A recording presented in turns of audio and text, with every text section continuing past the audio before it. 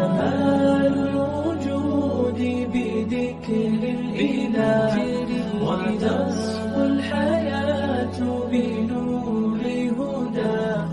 جمال الوجود بذكر الإله وتصفو الحياة بنور هدى. وتطرب نفس له طاعة ويبلغ سعد إلى منتهى. جمال الوجود بذكر الإله وتصفو الحياة بنور هدى. جمال الوجود بذكر الإله وتصفو الحياة بنور هدى. وتطرب نفس له طاعة ويبلغ سعد إلى منتهى.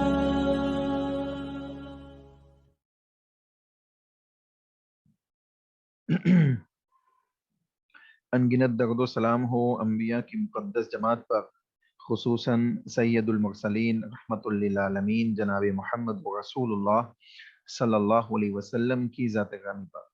اللہم صلی علی محمد وعلی آل محمد کما صلیت علی ابراہیم وعلی آل ابراہیم انک حمید مجید۔ اللہم بارک علی محمد وعلی آل محمد کما بارکت علی ابراہیم وعلی آل ابراہیم انک حمید مجید۔ اللہ کی حمد و ثناء اور رسول اکرم صلی اللہ علیہ وسلم کے اوپر درود و سلام کے بعد انشاءاللہ آج ہم حدیث نمبر 386 سے انشاءاللہ ہم پڑھیں گے۔ حدیث ہے ان انس بن مالک رضی اللہ تعالی عنہ قال صلی رسول اللہ صلی اللہ علیہ وسلم فقمت ویتیم خلفہ وَأُمُّ سُلَيْمٍ خلفنا متفق علیہ واللفظ للبخاری۔ صحیح بخاری اور مسلم دونوں کے اندر حدیث موجود ہے، اور یہ الفاظ جو آپ کے سامنے پڑھے گئے ہیں یہ بخاری کے الفاظ ہیں۔ حدیث کیا ہے؟ انس بن مالک رضی اللہ تعالیٰ عنہ بیان فرماتے ہیں کہ رسول اللہ صلی اللہ علیہ وسلم نے نماز پڑھائی تو میں اور ایک یتیم لڑکا، یعنی حضرت انس کہہ گئے کہ میں اور ایک یتیم لڑکا ہم دونوں آپ کے پیچھے کھڑے ہوئے تھے، اور ام سلیم رضی اللہ تعالی عنہا ہمارے پیچھے تنہا کھڑی ہوئی تھی۔ اس میں دیکھیں یہ حدیث ہے، امام بخاری رحمہ اللہ علیہ نے اس کو نقل کیا ہے، امام مسلم رحمہ اللہ علیہ نے بھی اس کو بیان کیا ہے۔ امام بخاری رحمہ اللہ علیہ نے اس حدیث کو کتاب الاذان کے اندر بیان کیا ہے، ٹھیک ہے، اور یہ الفاظ امام بخاری ہی کے ہیں، یعنی صحیح بخاری کے الفاظ ہے۔ اس حدیث سے جو بات معلوم پڑتی ہے کہ اللہ کے نبی صلی اللہ علیہ وسلم نفل نماز پڑھ گئے، اللہ کے نبی نفل نماز پڑھ، اصل میں یہ نفل نماز کی ہی یعنی حدیث ہے، تہجد کی نماز کی حدیث ہے۔ رسول اللہ صلی اللہ علیہ وسلم تہجد پڑھ گئے اور پیچھے حضرت انس بن مالک رضی اللہ تعالیٰ عنہ اور ایک یتیم بچہ آپ کے ساتھ کھڑے ہیں جماعت بنا کر، اور خاتون میں سے حضرت ام سلیم رضی اللہ تعالی عنہا کھڑی ہے، وہ ان دونوں کے پیچھے کھڑی ہے تنہا اکیلے۔ اس حدیث میں دیکھیں جو چیزیں ہمیں معلوم پڑتی ہے، پہلی چیز تو یہ اس حدیث سے جو پتہ چلتا ہے کہ نفل نمازوں کی جماعت بنائی جا سکتی ہے، نفل نماز کے لیے جماعت بنانا کیا ہے؟ جائز اور درست ہے، ٹھیک ہے۔ نیز اس سے یہ بھی معلوم ہوتا ہے کہ اگر خاتون کوئی ایک اکیلی عورت بھی ہے تو وہ مردوں کے ساتھ مل کے کھڑی نہیں ہوگی، چاہے اس کا بیٹا ہی کیوں نہ ہو، چاہے اس کا باپ ہی کیوں نہ ہو، اس کا ہسبینڈ ہی کیوں نہ ہو، اس کے ساتھ مل کے کھڑے نہیں ہوگی نماز میں، بلکہ وہ پیچھے اکیلی تنہا کھڑی ہوگی۔ مردوں کی صف پہلے ہوگی، پھر بچوں کی صف ہوگی، پھر خواتین کی صف ہوگی، جیسے کہ اس حدیث سے ہمیں معلوم پڑ رہا ہے۔ تو اللہ کے نبی صلی اللہ علیہ وسلم امامت کرا گئے، پیچھے حضرت انس بن مالک رضی اللہ تعالیٰ عنہ اور ایک یتیم کھڑے ہوئے ہیں، اور اس کے پیچھے ام سلیم رضی اللہ تعالیٰ عنہا اکیلی کھڑی ہے۔ تو معلوم پڑ رہا ہے کہ اگر کوئی خاتون اکیلی بھی ہے تو تو اس اکیلی صف میں وہ اکیلی تنہا کھڑی رہے گی، لیکن مردوں کے ساتھ مل کے کھڑی نہیں ہوگی. ٹھیک ہے. اس کے بعد دوسری چیز جو معلوم پڑتی ہے کہ اللہ کے نبی صلی اللہ علیہ وسلم، یہ حدیث اصل میں بڑی حدیث، لمبی حدیث کا ایک چھوٹا سا ٹکڑا یہاں بیان کیا گیا ہے. اللہ کے نبی صلی اللہ علیہ وسلم ام سلیم کے گھر تشریف لائے تو اللہ کے نبی سے انہوں نے گزارش کی کہ اللہ کے نبی ہمارے گھر میں نماز پڑھ دیجیے. اللہ کے نبی سے گزارش کی کہ اللہ کے نبی ہمارے گھر میں نماز پڑھ دیجیے. تو اللہ کے نبی صلی اللہ علیہ وسلم نے نماز پڑھی، ایک جگہ منتخب کر دی نماز کے لیے. تو حضرت انس بھی کھڑے ہوئے، ایک یتیم بھی کھڑا ہوا، ام سلیم بھی کھڑی ہوئی. تو دیکھیں اللہ کے نبی صلی اللہ علیہ وسلم سے خیر و برکت کے حصول کے نقطۂ نظر سے گھر میں کسی نیک شخصیت سے یا رسول سے یا کسی نیک متقی شخص سے کوئی انسان امامت کراتا ہے یا نماز پڑھواتا ہے تو ایسا کرنا کیا ہے؟ جائز اور درست ہے. اسی طریقے سے ام سلیم رضی اللہ تعالی عنہا، یہ کون ہے؟ ام سلیم یہ راویہ حدیث حضرت انس بن مالک رضی اللہ تعالی عنہ کی والدہ ہے. حضرت انس بن مالک کی کون ہے؟ والدہ ہے. اب دیکھیں ام سلیم اکیلی پیچھے کھڑی ہے، حضرت انس کہاں کھڑے ہیں؟ آگے کھڑے ہیں. جبکہ والدہ ہے، ماں اور بیٹے ہے، ماں بیٹے کا رشتہ ہے، لیکن اس کے باوجود نماز میں ساتھ کھڑے نہیں ہے. اس کا مطلب ہے کہ چاہے محرم یا غیر محرم، محرم ہو خاتون یا غیر محرم ہو، وہ جب امام کے پیچھے لگے گی تو امام اگر مردوں کے ساتھ مل کے کھڑی نہیں ہوگی یا اکیلی تنہا اس کی صف پیچھے ہوگی، اکیلی تنہا اس کی صف پیچھے ہوگی، مردوں کے ساتھ مل کے کھڑی نہیں ہوگی. بات سمجھ میں آئی؟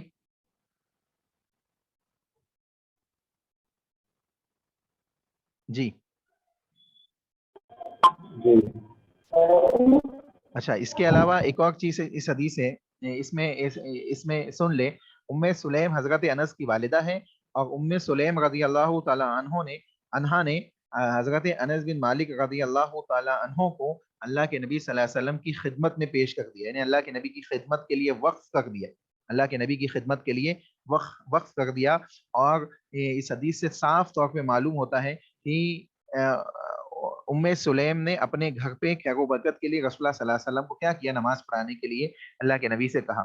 اب یہاں پہ ایک اور چیز سمجھیں کہ اگر خاتون اپنے لگتے جگر کے ساتھ بھی نماز ادا کر رہی ہے تو وہ صف میں کیا ہوگی؟ پیچھے کھڑی ہوگی. اس سے معلوم پڑ رہا ہے کہ جتنے بھی رشتے ہیں، چاہے وہ بھائی کا ہو، بیٹے کا ہو، ہسبینڈ اینڈ وائف کا ہو، یا کسی دوسرے تعلق سے، انسان نماز کی حالت میں آزو اور بازو مل کے کھڑے نہیں ہو سکتی خواتین مردوں کے ساتھ. ان کو چاہیے کہ وہ پیچھے کھڑے ہو یا ان کا الگ سے انتظام ہو جہاں تک نماز کی آواز پہنچ گئی ہو. ٹھیک ہے. اس کے بعد دوسری حدیث ہے وَعَنْ أَبِي بَكْرَةَ رضی اللہ تعالی عنہ انہ انتہا الی النبی صلی اللہ علیہ وسلم وهو راکع فرکع قبل ان یصل الی الصف فقال له النبي صلی اللہ علیہ وسلم زادك اللہ حرصا ولا تعود رواہ البخاری. صحیح بخاری کے الفاظ ہیں، صحیح بخاری کے اندر حدیث موجود ہے. ابی بکرہ رضی اللہ تعالی عنہ حدیث کے راوی ہے. ابو بکرہ کون ہے؟ ابو بکرہ رضی اللہ تعالی عنہ ہیں، یہ صحابی رسول ہے. اللہ کے نبی محمد رسول اللہ صلی اللہ علیہ وسلم کے صحابہ میں سے ایک، یعنی نیکیوں کے حصول کے حرص رکھنے والے صحابہ میں سے ایک صحابی ہے. ان کا ایک معاملہ دیکھیں، یہاں پہ ایک کیفیت دیکھیں ان کی نماز کے سلسلے میں. حضرت ابو بکرہ رضی اللہ تعالیٰ عنہ نے بیان کرتے ہیں کہ وہ نبی اکرم صلی اللہ علیہ وسلم کے پاس عین اس وقت پہنچے جب آپ رکوع کی حالت میں تھے، یعنی جماعت کھڑی ہو گئی تھی اور اللہ کے نبی صلی اللہ علیہ وسلم رکوع میں چلے گئے تھے. اب ابو بکرہ رضی اللہ تعالیٰ عنہ گیٹ سے داخل ہوئے تو دیکھا کہ امام اور مقتدی تمام کے تمام رکوع میں پہنچ چکے ہیں. ہمارے ساتھ بھی ایسا ہوتا ہے نا کئی بار کہ ہم نماز کے لیے آتے ہیں تو کیا ہوتا ہے؟ جماعت رکوع میں جا چکی ہوتی ہے یا سجدے میں جا چکی ہوتی ہے یا اس قسم کی کوئی دوسری کیفیت ہوتی ہے. تو ابو بکرہ رضی اللہ تعالیٰ عنہ دروازے سے داخل ہوئے، دیکھا کہ رسول اللہ صلی اللہ علیہ وسلم رکوع میں جا چکے ہیں، رکوع اللہ کے نبی صلی اللہ علیہ وسلم رکوع کی حالت میں تھے. ٹھیک ہے. چنانچہ انہوں نے صف تک پہنچنے سے پہلے ہی رکوع کر لیا. کیا کہہ رہے کہ انہوں نے کیا کیا؟ فرکع قبل ان یصل الی الصف، صف پہ پہنچنے سے پہلے ہی، یعنی دروازے سے ہی رکوع میں داخل ہوتے ہوئے صف میں داخل ہوئے، صف میں آ کے مل گئے. دروازے سے رکوع کر لیا، رکوع میں چلتے ہوئے صف میں آ کے کیا کیا؟ لگ گئے. فقال، लहुन नबी सल्लल्लाहु अलैहि वसल्लम, तो नबी सल्लल्लाहु अलैहि वसल्लम ने उनसे कहा। अभी देखे ये उन्होंने नमाज के मामले में ये काम कर लिया। नमाज के बाद अल्लाह के नबी सल्लल्लाहु अलैहि वसल्लम पलटे और अल्लाह के नबी ने कहा कि ऐसा ऐसा किसने किया है। असल में रसूलुल्लाह सल्लल्लाहु अलैहि वसल्लम को कुछ चीजें अल्लाह रब्बुल आलमीन पीछे से दिखा दिया करता था, कुछ चीजें अल्लाह रब्बुल आलमीन पीछे से दिखा दिया करता था। मोहर नबुवत, जो अल्लाह के नबी की मोहर नबुवत थी दोनों कंधों के दरमियान में, वहां से रसूलुल्लाह सल्लल्लाहु अलैहि वसल्लम को बास चीजें दिखा दी जाती थी। तो अल्लाह के नबी सल्लल्लाहु अलैहि वसल्लम ने कहा कि ऐसा किसने किया है, तो बताया गया कि अबू बकरा ने ये मामला अंजाम दिया है। चुनांचे अल्लाह के नबी सल्लल्लाहु अलैहि वसल्लम ने अल्लाह के नबी सल्लल्लाहु अलैहि वसल्लम ने उनसे फरमाया कि अल्लाह ताला ज़ादकल्लाहु हिरसन, अल्लाह तेरी हिर्स को ज्यादा करे, अल्लाह तेरी हिर्स को क्या करे, ज्यादा करे। यानी हिर्सो तमा, यानी ये जो नेकियों की लालच है, नेकियों को हासिल करने की जुस्तजू है, इसको क्या करे अल्लाह तेरी ज्यादा कर दे। और आपने मजीद क्या फरमाया, वला ताउद, लेकिन आगे ऐसा नहीं करना, वला ताउद, ऐसा नहीं करना, यानी इस तरीके से रुकू में दाखिल होकर वहां से चलता हुआ सफ में आके नहीं लगना। ठीक है, अल्लाह के नबी सल्लल्लाहु अलैहि वसल्लम ने क्या किया, मना फरमा दिया। ठीक है, वज़ादा अबू दाऊद फीही फरका दून सफ़ी सुम्मा मशा इला सफ़ी, और अबू दाऊद ने इसको मजीद इजाफे के साथ भी बयान किया। इमाम अबू दाऊद ने इसको मजीद इजाफे के साथ इस अंदाज से बयान किया।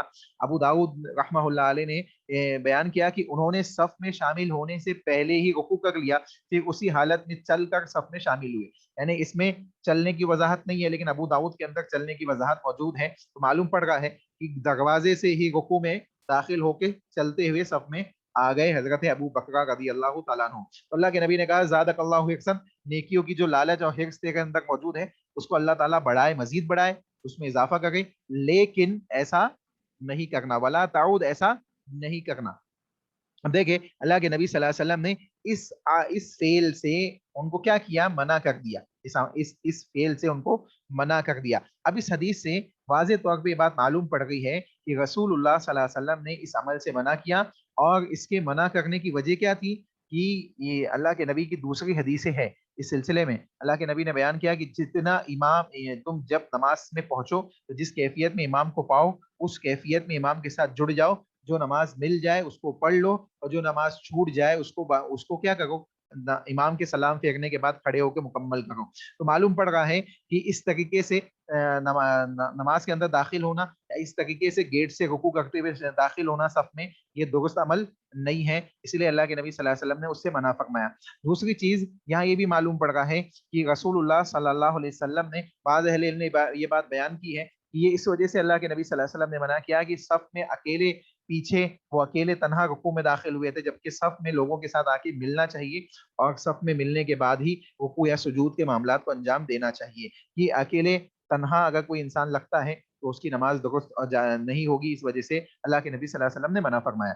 ठीक है, लेकिन इसके बजाय ये बात ज्यादा मुनासिब लगती है कि अल्लाह के नबी सल्लल्लाहु अलैहि वसल्लम ने सहाबी रसूल को ऐसा करने से इसलिए मना किया कि ये अमल दुरुस्त नहीं था। अल्लाह के नबी सल्लल्लाहु अलैहि वसल्लम ने इस वजह से इससे साफ तौर पे मना किया। अभी आगे इस सिलसिले में भी बात आएगी, अहादीस आपके सामने आएगी कि तन्हा कोई इंसान अगर अकेला नमाज पढ़ता है पीछे सफ में कोई अकेला तन्हा नमाज पढ़ता है तो उसकी नमाज सही है या नहीं है, या वो नमाज होगी या नहीं होगी, इस सिलसिले में इंशाल्लाह। ठीक है, तो इस हदीस से क्या मालूम पड़ रहा है कि अल्लाह के नबी ने सहाबी रसूल को देखा अल्लाह के नबी सल्लल्लाहु अलैहि वसल्लम ने देखा कि वो सफ में दाखिल होने से पहले रुकू में चले गए हैं, रुकू में चलते हुए सफ में दाखिल हुए, तो रसूलुल्लाह सल्लल्लाहु अलैहि वसल्लम ने कहा ज़ादकल्लाहु हिर्सन, अल्लाह तेरे हिर्स को बढ़ाए। तो एक तरफ तो अल्लाह के नबी ने दुआ दी कि अल्लाह तेरे हिर्स में क्या करे, इजाफा करे। तो ये देखिए ये जो अमल है ना दुआ देने का, ये रसूलुल्लाह सल्लल्लाहु अलैहि वसल्लम के आला अखलाक की तरफ इशारा कर रहा है कि रसूलुल्लाह ने दुआ दी, एक गलती के ऊपर भी दुआ दी कि तूने चूंकि गलती की नीयत क्या थी, गलती की नीयत तो ये थी ना कि रुकू मिल जाए, नमाज मुकम्मल मिल जाए, तो नेकी की नीयत थी। तो अल्लाह के नबी सल्लल्लाहु अलैहि वसल्लम ने उस पे दुआ दे दी कि अल्लाह तेरे इस हिर्स में क्या करे, नेकियों की लालच में इजाफा करे। लेकिन अमल सही नहीं था, अमल सही नहीं था, तो अल्लाह के नबी ने उसकी इस्लाह कर दी और कहा कि वला ताउद, ऐसा दोबारा नहीं करना, ऐसा फिर से नहीं करना। लेकिन अल्लाह के नबी सल्लल्लाहु अलैहि वसल्लम ने उनको नमाज दोहराने के लिए भी नहीं कहा। इससे मालूम पड़ रहा है कि नमाज हो गई। अलबत्ता कोई जानते पूछते हुए ऐसा करेगा तो उसकी नमाज नहीं होगी, उसकी नमाज वो रकात नहीं मानी जाएगी, उसको फिर से वो रकात पढ़नी पड़ेगी। ठीक है, तो बात समझ में आई। جی شیخ. किसी का कोई सवाल है इन दोनों हदीसों के सिलसिले में जो अभी हमने पढ़ी है? कोई बात समझ में ना आई हो? देखिए इसके बाद वाली हदीस देखते हैं, ठीक है. हदीस नंबर 388. वन वाबिसा रदियल्लाहु वन वाबसत इब्न माबदिन रदियल्लाहु तआला अन्हु अन्न रसूलुल्लाह सल्लल्लाहु अलैहि वसल्लम रआ रजुलन युसल्ली खल्फ as-सफ़ वहदा फअमरहु अन युईद الصلاة रवाहु अहमद व अबू दाऊद व तिर्मिजी व हसनहु व सहहु इब्न हिब्बान. ठीक है, मुस्नद अहमद के अंदर हदीस है, अबू दाऊद के अंदर हदीस मौजूद है, इमाम तिर्मिजी ने भी इस हदीस को नकल किया है और इब्न हिब्बान वगैरह ने इसको सही करार दिया. ठीक है, हदीस क्या है? वाबिसा रदी अल्लाह ताला अन्हु, वाबिसा बिन माबद रदी अल्लाह ताला अन्हु है हदीस के रावी. वाबिसा बिन माबद कौन है ये? इनकी कुन्नियत अबू कर साफा है. ठीक है, अंसार के कबीले असद बिन खुजैमा से इनके ताल्लुक था. करसाफा में करसाफा यानी किरसाफा के नाम से या किरसाफा काफ के जेर के साथ इनको अबू किरसफा यानी इनकी कुन्नियत बुलाई जाती है. ठीक है, 9 हिजरी में रसूलुल्लाह सल्लल्लाहु अलैहि वसल्लम की खिदमत में हाजिर हुए और अल्लाह के नबी सल्लल्लाहु अलैहि वसल्लम के नुमाइंदे की हैसियत से हाजिर हुए. कूफा में रिहाइश इख्तियार की और बाद अज़ा हिरा की तरफ चले गए, यानी हिरा के मकाम की तरफ हिजरत की और 90 हिजरी के करीब रिक्का नामी जगह पे क्या हुआ, इनका इंतकाल हुआ, ये वफात पाए. वाबिसा बिन माबद रदी अल्लाह तआला अन्हु ये बयान करते हैं कि नबी अकरम सल्लल्लाहु अलैहि वसल्लम की नज़र एक ऐसे आदमी पर पड़ी जो सफ के पीछे तन्हा खड़े होकर नमाज पढ़ रहा था. अल्लाह के नबी ने एक शख्स को देखा जो सफों के पीछे अकेला खड़े होकर नमाज पढ़ रहा था. आपने उसे नमाज फिर से पढ़ने का हुक्म दिया. अल्लाह के नबी ने कहा कि युईद सला कि तुम नमाज फिर से पढ़ो, युईद सला तुम नमाज फिर से पढ़ो. देखिए अल्लाह के नबी सल्लल्लाहु अलैहि वसल्लम ने यहाँ पे सहाबी रसूल को हुक्म दे दिया है कि तुम नमाज फिर से पढ़ो. एक और हदीस सुने, पहले हदीस सुन ले. एक और हदीस इब्न हिब्बान के अंदर तल्क रदी अल्लाह तआला अन्हु से तल्क रदी अल्लाह तआला अन्हु तल्क बिन अली रदी अल्लाह तआला अन्हु से हदीस मरवी है, ला सलात लि मुनफरिदिन खल्फ as-सफ़्फ़ी व ज़ादत तिबरानी फी हदीसी वाबिसता अला दखलता माहुम औ इज्तररता रजुलन. इब्न हिब्बान के अंदर तल्क बिन अली रदी अल्लाह तआला अन्हु से हदीस है कि सफ के पीछे अकेले आदमी की नमाज नहीं होती. सफ के पीछे अकेले आदमी की नमाज नहीं होती. तिबरानी ने वाबिसा की हदीस में इतना इजाफा मजीद बयान किया है तो उनके साथ ही दाखिल हो, यानी सफ में उनके साथ दाखिल हो, यानी लोगों के साथ दाखिल हो. ठीक है, या फिर तू किसी नमाजी को पहली सफ में से पीछे खींच लेता, यानी तू सफ में लोगों के साथ दाखिल हो जाता या पहली सफ में से किसी को पीछे खींच के अपना साथी बना लेता. ठीक है, लेकिन तिबरानी के जो ये अल्फाज है, अब पहली सफ से किसी को पीछे खींच लेता, ये अल्फाज ज़ईफ है, ये हदीस ऑथेंटिक नहीं है. वाबिसा बिन माबद रज़ी अल्लाह ताला अन्हु की जो तिबरानी की हदीस है वो ऑथेंटिक नहीं है. अलबत्ता जो इब्न हिब्बान की हदीस है जिसमें पीछे खींचने के अल्फाज नहीं है वो ऑथेंटिक है. समझ में आई बात समझ में आ गई?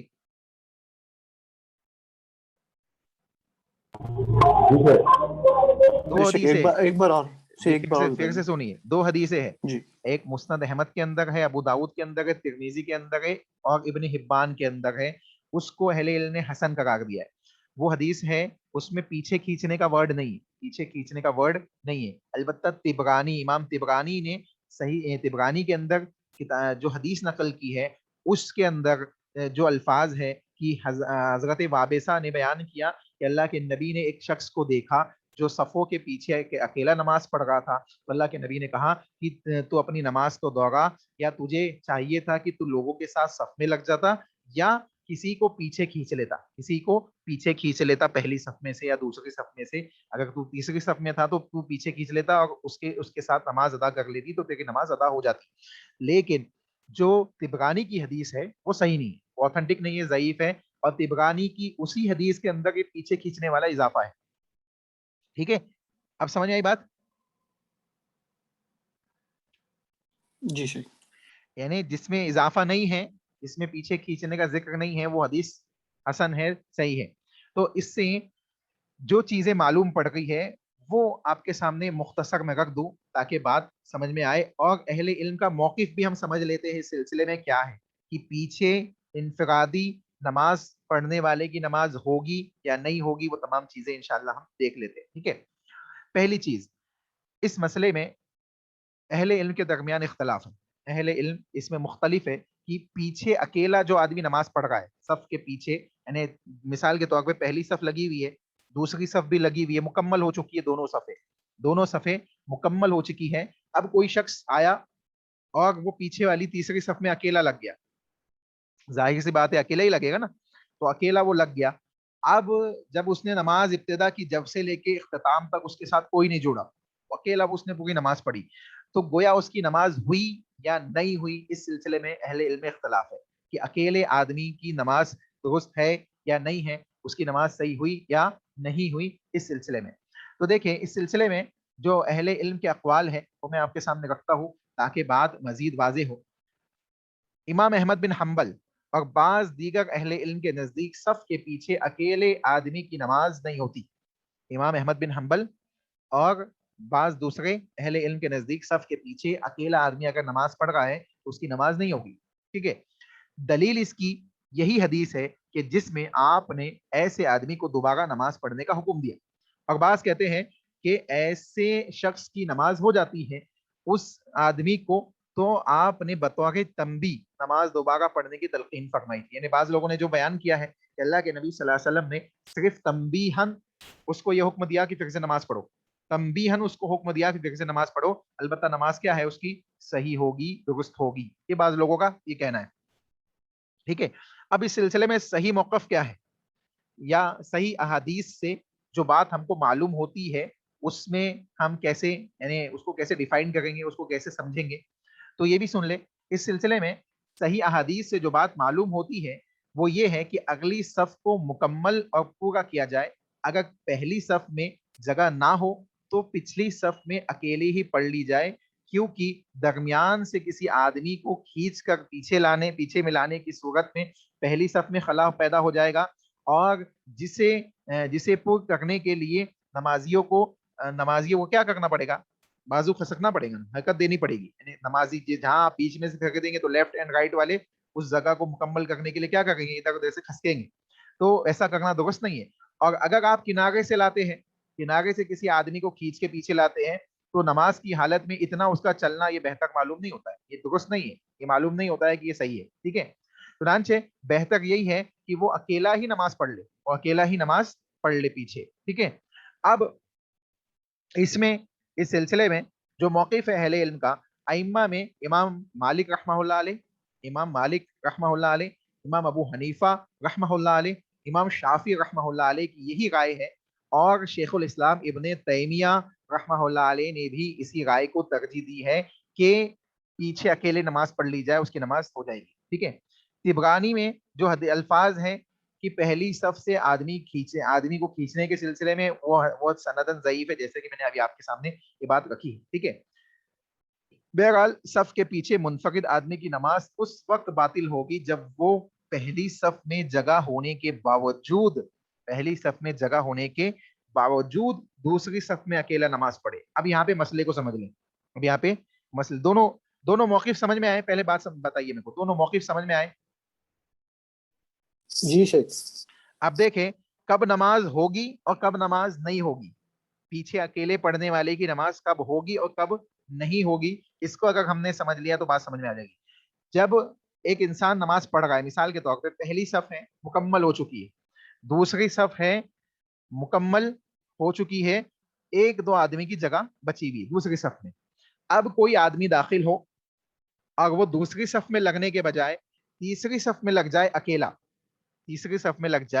अकेला, उस कंडीशन में उसकी नमाज नहीं होगी, उस कंडीशन में उसकी नमाज नहीं होगी।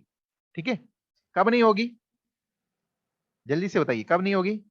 جب آگے والی صف میں جب آگے کی صف میں اسپیس ہے بٹ وہ اسٹل نئی صف بناتے ہیں، اکیلے کھڑے ہو جاتے ہیں جی نئی صف میں. اگر آگے والی صف میں جگہ ہے، آگے والی صف میں اسپیس ہے، اس کے باوجود اگر کوئی پیچھے کھڑا ہوتا ہے اکیلا، تو پھر ایسے شخص کی نماز نہیں ہوگی، اس کو فکر سے نماز پڑھنی پڑے گی. سمجھ میں آئی بات؟ اب دیکھیں، جی شیخ. جب وہ پہلی صف میں جگہ ہونے کے باوجود تنہا دوسری صف میں نماز پڑھے گا تو اس کی نماز نہیں ہوگی. پہلی صف مکمل ہونے اور اس میں جگہ نہ ہونے کی صورت میں تنہا آدمی دوسری صف میں نماز پڑھے گا تو نماز کیا ہوگی؟ اس کی درست ہوگی، اس کی نماز درست ہوگی. یعنی اگر 2 صف ہو گئی، 3 صف ہو گئی، 4 صف ہو گئی، آپ 5ویں صف میں کھڑے ہیں، اب دیکھا آپ نے کوئی آدمی نہیں آ رہا ہے، نہ آگے سے کسی کو پیچھے کھینچنا درست ہے کیونکہ تبرانی کے الفاظ ضعیف ہیں، اور آگے والے کی فضیلت ہے، آپ اس کو فضیلت سے نکال کر مفضولیت میں ڈال رہے ہیں، یہ ویسے ہی مسئلہ غلط ہے، یہ ویسے ہی صحیح نہیں ہے. تو معلوم پڑ رہا ہے کہ پہلے صف آگے والی صف سے کسی کو بھی پیچھے کھینچنا یہ صحیح نہیں ہے، یہ درست نہیں ہے. البتہ پیچھے اکیلا نماز وہ پڑھ سکتا ہے اس کنڈیشن میں جب آگے کی صف میں کہیں پہ بھی جگہ موجود نہ ہو، تو اب اس کی نماز درست ہو جائے گی، صحیح ہو جائے گی. بات سمجھ میں آ گئی؟ جی شیخ. تو گویا اس سے کیا معلوم پڑ رہا ہے کہ جو حدیث کے الفاظ ہیں جس میں اس بات کا تذکرہ نہیں ہے کہ صحابی کہاں کھڑے تھے، تو اللہ کے نبی صلی اللہ علیہ وسلم نے جو بعض اہل علم نے اس سے مسئلہ نکالا ہے کہ اللہ کے نبی نے ان کو اس لیے کہا کہ تم نماز دوڑاؤ کہ وہ پہلی صف میں جگہ ہونے کے باوجود پیچھے کھڑے تھے، اس لیے اللہ کے نبی نے کہا کہ نماز دوڑاؤ، پھر سے پڑھو، نماز تمہاری نہیں ہوئی. اب جو لوگ کہتے ہیں کہ نہیں نماز نہیں ہوگی، انہوں نے یہ کہا کہ نہیں پہلی اور دوسری صف میں جگہ نہیں تھی، اس کے باوجود وہ اکیلے پڑھ گئے تھے، اس لیے بھی کہا. تو معلوم پڑ رہا ہے کہ دوسرا موقف یہ زیادہ مناسب لگ رہا ہے کہ اللہ کے نبی صلی اللہ علیہ وسلم نے یہ اس وجہ سے کہا کہ چونکہ پہلی صف میں جگہ تھی اور اس کے باوجود کوئی پیچھے کھڑے ہو کے نماز پڑھے تو یہ صحیح نہیں ہے، بلکہ اس کو چاہیے کہ وہ اگلی صف میں جہاں جگہ ہے وہاں نماز پڑھے. ٹھیک ہے، بات سمجھ میں آ گئی؟ کوئی سوال ہے کسی کا اس حدیث کے سلسلے میں؟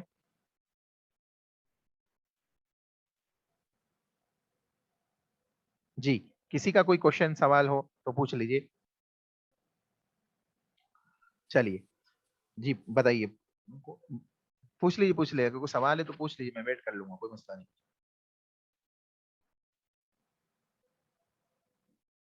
اچھا چلیے، آپ میں سے کسی کا ہو سوال تو انمیوٹ ہو کے پوچھ لیجیے گا. ٹھیک ہے، دیکھیے اس کے بعد والی حدیث وعن عبد الرحمن صخر الدوسی رضی اللہ تعالی عنہ قال قال النبي صلی اللہ علیہ وسلم اذا سمعتم الاقامة فامشوا الى الصلاة وعليكم السكينة والوقار ولا تسرعوا فما ادركتم فصلوا وما فاتكم فاتموا متفق علیہ واللفظ للبخاری. صحیح بخاری مسلم دونوں کے اندر حدیث موجود ہے، دونوں میں راوی عبد الرحمن صخر الدوسی رضی اللہ تعالیٰ عنہ ہیں، اور یہ الفاظ جو آپ کے سامنے پڑھے گئے ہیں حدیث کے، یہ بخاری کے ہیں. ٹھیک ہے، حدیث نمبر 389. اللہ کے نبی نے کہا اذا سمعتم الاقامۃ، عبد الرحمن صخر الدوسی رضی اللہ تعالیٰ عنہ بیان کرتے ہیں کہ رسول اللہ صلی اللہ علیہ وسلم نے ارشاد فرمایا اذا سمعتم الاقامۃ، جب تم اقامت سنو، جب تم اقامت سنو، فمشوا الی الصلاۃ، تو نماز کی طرف جلدی کرو، نماز کی طرف جلدی کرو. جب تم اقامت سنو تو نماز کی طرف چل پڑو، فمشو یعنی چل پڑو، چل پڑو نماز کی طرف چڑھو، یعنی جماعت جہاں جماعت کھڑی ہو گئی ہے، اقامت کہی جا گئی، اس طرف چل پڑو. وعلیکم السکینہ والوقار. اب دیکھیں سکونت یعنی اطمینان اور سکون اور وقار کے ساتھ چلو، جلد بازی مت کرو، بھاگو مت، دوڑو مت. اب دیکھیں اس حدیث کا یہ جملہ پچھلی حدیث جو ہم نے پڑھی ہے ابھی، جس میں ایک صحابی دروازے سے رکوع کی حالت میں چلتے ہوئے جماعت میں مل جاتے ہیں، تو اللہ کے نبی نے کیا کہا؟ ولا تعود، ایسا مت کر، ایسا دوبارہ مت کرنا. کیوں منع کیا؟ کہ سکونت اور وقار کے خلاف تھا، اطمینان اور سکون کے خلاف تھا وہ عمل، تو اللہ کے نبی صلی اللہ علیہ وسلم نے اسے کیا کیا؟ منع کر دیا. بات سمجھ میں آئی؟ اللہ کے نبی نے اس سے منع کر دیا. آگے اللہ کے نبی نے مزید بیان کیا وَلَا تُسْرِعُوا، اور جلد بازی مت کرو، اور جلد بازی مت کرو. فَمَا أَدْرَكْتُمْ فَصَلُّوا، جو مل جائے نماز میں سے، فصلو اس کو پڑھ لو. فَمَا أَدْرَكْتُمْ جو تم پالو اس کو پڑھ لو. وَمَا فَاتَكُمْ، اور جو چھوٹ جائے، یعنی مثال کے طور پہ کسی کا رکوع چھوٹ جائے، سجدہ چھوٹ جائے، ایک رکعت چھوٹ جائے، تو وہ کیا کرے؟ فاتمو، اس کو مکمل کرے، اس کو اٹھے امام کے سلام پھینکنے کے بعد اور اس کو مکمل کرے۔ تو اس حدیث میں رسول اللہ صلی اللہ علیہ وسلم نے مسئلے کو واضح کر دیا کہ ایک شخص جو نماز کے لیے آگاہ ہے، اقامت کہی گئی ہے، اقامت کہہ دی گئی ہے یا اقامت کہی جا گئی ہے، تو وہ نماز کی طرف چل پڑے اور اطمینان اور وقار اور سکون کے ساتھ چلے، جلد بازی نہ کریں، اور جو نماز کا حصہ، جتنا حصہ اس کو مل جائے اتنی نماز پڑھ لے امام کے ساتھ، اور بقیہ نماز کو کیا کریں؟ مکمل کریں بعد میں کھڑے ہو کے، ٹھیک ہے۔ اس حدیث کے اندر، اس حدیث کی روشنی میں، نمازی جب مسجد میں نماز بجماعت کے لیے آئے تو بڑے آرام و سکون و وقار عزت کے ساتھ تشریف لائے، دوڑتا ہوا بھاگتا ہوا نہ آئے، دوڑتا ہوا بھاگتا ہوا نہ آئے، چلتے ہوئے نگاہیں نیچی رکھے، بولنے کی ضرورت ہو تو دھیمی اور پست آواز سے بولیں، یوں اطمینان سے آنے کے بعد امام کو جس حالت میں پائے اس حالت میں نماز کو ادا کر لے، نماز میں شریک ہو جائے اور باقی نماز کو بعد میں کھڑے ہو کے مکمل کرے۔ اب دیکھیں مثال کے طور پہ کوئی شخص داخل ہوا، اقامت کہہ دی گئی، امام صاحب رکوع میں چلے گئے، آپ داخل ہوئے، تو آپ کو کیا کرنا چاہیے؟ آ کے جی کیا کرنا چاہیے آپ کو؟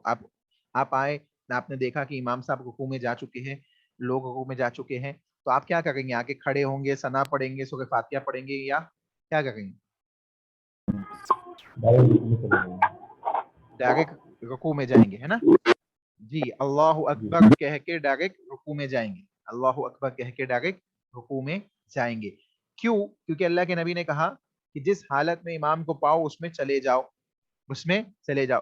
اب یہاں پہ دیکھیں، یہاں اگر آپ رکوع میں امام کو پاتے ہیں اور آپ کو اس حالت میں کیا ہوتا ہے کہ سورہ فاتحہ آپ کی چھوٹ جاتی ہے، دوسری کوئی یعنی سورۃ الفاتحہ جس کی اہمیت ہے، اللہ کے نبی نے اس کی تاکید کی ہے، اس کا پڑھنا کمپلسری ہے ہر ایک کو، وہ آپ کی چھوٹ جاتی ہے، تو اب آپ کیا کریں گے؟ جب امام سلام پھینک دے گا تو یہ پہلی رکعت جو آپ نے پڑھی تھی اس کو پھر سے پڑھیں گے آپ کھڑے ہو کے، کیونکہ آپ کی سورۃ الفاتحہ اس میں نہیں ہے۔ بات سمجھ میں آئی؟ جی شک۔ تو کیا معلوم پڑا کہ اللہ کے نبی صلی اللہ علیہ وسلم نے سکون اور اطمینان کے ساتھ جماعت میں شریک ہونے کا حکم دیا۔ اب دیکھیں اس حدیث سے ایک اور چیز جو معلوم پڑتی ہے کہ جو نماز انسان کو امام کے ساتھ جتنی مل جائے اتنی وہ پڑھ لے اور باقی نماز کھڑے ہو کے واپس پڑھے۔ تو معلوم پڑا کہ نماز کا سسٹم کیسا ہے؟ امام کی اقتدا، جب آپ جماعت کے ساتھ نماز پڑھ گئے تو امام کی اقتدا میں نماز پڑھی جائے گی۔ ایسا نہیں کہ میں آیا نماز میں، امام ایک رکعت پڑھ چکا ہے تو نہیں میں پہلے ایک رکعت پڑھوں گا پھر دوسری رکعت میں امام کے ساتھ شریک ہوگا، ایسا نہیں، بلکہ امام کی اقتدا میں جو حصہ جہاں سے آپ شریک ہوئے وہاں سے آپ نماز اسٹارٹ کر دیجئے، اور جو چھوٹ گئی ہے اس کو بعد میں ادا کیجئے کھڑے ہو کے، ٹھیک ہے؟ تو معلوم پڑا کہ جتنی رکعتیں مل گئی اتنی ہم پڑھ لیں گے، اور جتنی چھوٹ گئی اس کو کیا کریں گے؟ بعد میں ہم پڑھیں گے، ٹھیک ہے؟ اب دیکھیں کہتے ہیں کہ اس سے ایک اور چیز جو اس حدیث سے ہمیں معلوم پڑتی ہے، اللہ کے نبی صلی اللہ علیہ وسلم نے بیان کیا وما فاتکم، جو تمہاری چھوٹ جائے۔ اب اس میں بھی بعض لوگوں نے اختلاف کیا ہے کہ مقتدی کی پچھلی رکعتیں شمار ہوگی، جبکہ امام شافعی کہتے ہیں کہ مقتدی کی یہ پہلی رکعتیں شمار ہوگی۔ یعنی اب یہ سوال ہے نا کہ ایک کوشچن یہاں پہ پیدا ہو سکتا ہے کہ جس کی نماز چھوٹی ہے، یعنی مثال کے طور پہ آپ آئے، پہلی رکعت ہو گئی تھی، دوسری رکعت میں آپ لگے، تو پہلی رکعت آپ کی چھوٹی، تو آپ کی تو امام کے ساتھ دوسری رکعت ملی نا، آپ دوسری رکعت سے جوائن ہوئے، تو آپ کی وہ پہلی ہوگی یا دوسری ہوگی؟ اب جب آپ اٹھ کے پڑھیں گے تو وہ آپ کی چوتھی ہوگی یا پہلی رکعت آپ نے پڑھی ہے؟ تو اس سلسلے میں، کیونکہ اللہ کے نبی نے کیا کہا وما فاتکم فاتموا، جو تمہاری چھوٹ گئی اس کو کیا کرو؟ مکمل کرو۔ تو اسی سلسلے میں امام ابو حنیفہ رحمہ اللہ علیہ کے نزدیک کیا ہے؟ مقتدی کی پچھلی رکعتیں شمار ہوگی، اور امام شافعی کہتے ہیں کہ مقتدی کی یہ پہلی رکعتیں شمار ہوگی، یعنی مقتدی کی امام ابو حنیفہ کہتے ہیں کہ نہیں بعد والی رکعت شمار ہوگی، اور امام شافعی کہتے ہیں کہ نہیں یہ پہلی رکعتیں شامل ہوگی۔ اور حدیث کے جو الفاظ ہیں کہ فاتموا ما فاتکم، جو تمہاری چھوٹ گئی ہے اس کو مکمل کرو. حدیث کے الفاظ سے یہی بات زیادہ مناسب معلوم ہوتی ہے کہ جو پہلی ہماری چھوٹی ہے ہم اس کو مکمل کر رہے ہیں, اس کو کھڑے ہو کے مکمل کر رہے ہیں. نیز یہ مسئلہ بھی مختلف ہی ہے کہ رکوع میں شامل ہونے والے کی یہ رکعت شمار ہوگی یا نہیں ہوگی. محتاط ترین اور بہتر مسئلہ اس میں یہی ہے جو کتاب و سنت کے نزدیک ہے کہ اس کی فاتحہ سورۃ الفاتحہ نہیں ہونے کی وجہ سے, قیام نہ ملنے کی وجہ سے اس کو پھر سے وہ رکعت پڑھنی پڑے گی اور نماز اس کو مکمل کرنی پڑے گی. اب دیکھیں دوسرا جو چیز ہے, یعنی دوسری جو چیز ہے کہ امام شافعی کا جو مسئلہ ہے کہ پہلی جو رکعت اس کی چھوٹی ہے وہ اس کو شمار کیا جائے گا. تو اللہ کے نبی کی حدیث سے بھی وہی بات معلوم پڑ گئی کہ وما فاتکم فاتموا, جو چھوٹ گئی ہے اس کو مکمل کرو. تو اس کا مطلب ہے کہ جو وہ آخر میں پڑھ رہا ہے وہ اس کی کیا ہے, پہلی رکعت ہے, اگرچہ وہ چوتھی پڑھ رہا ہے. بات سمجھ میں آئی؟ جی شیخ. کوئی سوال ہے اس میں آپ میں سے کسی کا؟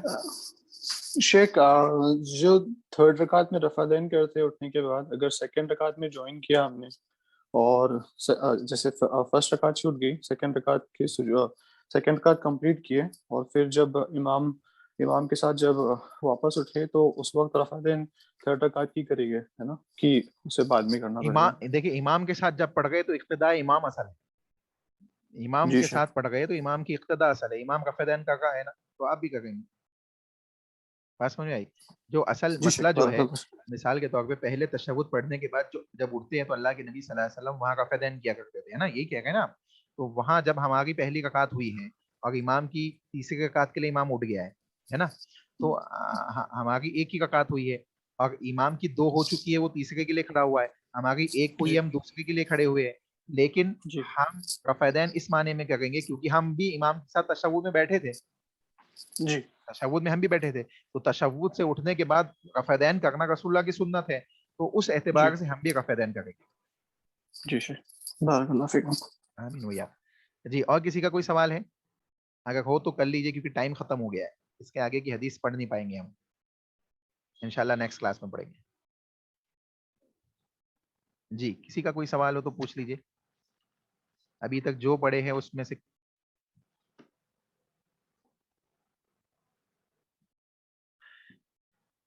چلیے کوئی سوال نہیں ہے شاید آپ لوگوں کا. اللہ آپ سب کو جزائے خیر عطا فرمائے. جس طریقے سے ماشاءاللہ آپ لوگ جڑتے ہیں, اللہ آپ سب کو جزائے خیر عطا فرمائے, دنیا و آخرت میں کامیابی عطا فرمائے, ہم سب کے علم و عمل میں خیر و برکت عطا فرمائے, دنیا و آخرت میں ہم سب کو کامیابی عطا فرمائے, مختلف قسم کے فتنوں سے فساد سے ہم سب کی حفاظت فرمائے. اور جس طریقے سے ہم اس کلاس میں علم سیکھنے کے لیے جمع ہوتے ہیں, اللہ سے دعا ہے کہ اللہ اسی طریقے سے جنت الفردوس میں ہم سب کو جمع فرمائے. آمین. دعا اختتام مجلس کی دعا پڑھ لیجئے. سبحانک اللہم ربنا و بحمدک اشہد ان لا الہ الا انت استغفرک و اتوب الیک. السلام علیکم ورحمۃ اللہ وبرکاتہ.